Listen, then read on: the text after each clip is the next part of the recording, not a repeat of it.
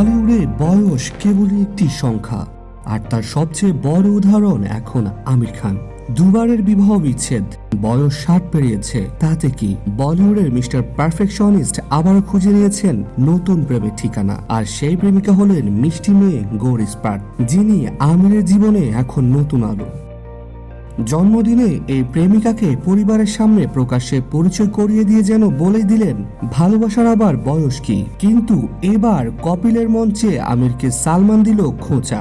সালমান খান বরাবরই ঠোঁট কাটা, তাতে মিশে থাকে বন্ধুত্বের মজা আর কটাক্ষের হাস্যরস।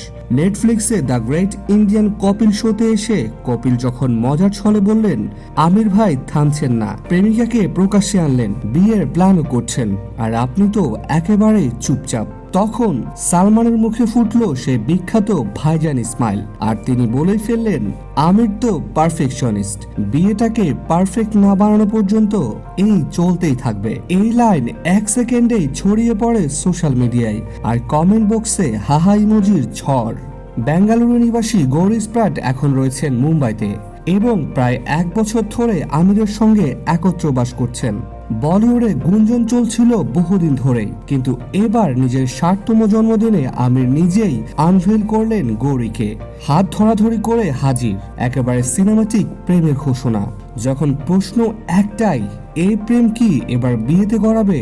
ভক্তরা অধীর আগ্রহে অপেক্ষায়, সাংবাদিকরা প্রস্তুত, কিন্তু আমির তিনি বরাবরের মতোই ঠান্ডা ভঙ্গিতে বললেন বিয়ে নিয়ে এখনো নিশ্চিত না, চিন্তা করছি। অর্থাৎ মিস্টার পারফেকশনিস্ট এবারও কোনো সিদ্ধান্ত নিতে নিজের মতো সময় নেবেন, যেমনটা তিনি সব সময় করেন।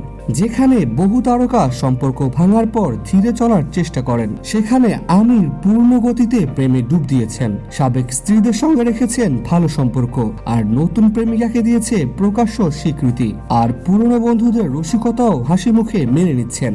এই প্রেম হোক টিকিয়ে রাখার পারফেক্ট উদাহরণ। আবার বিয়ের পিঁড়িতে বসবেন আমির, নাকি এটাই তার পারফেক্ট স্টেজ?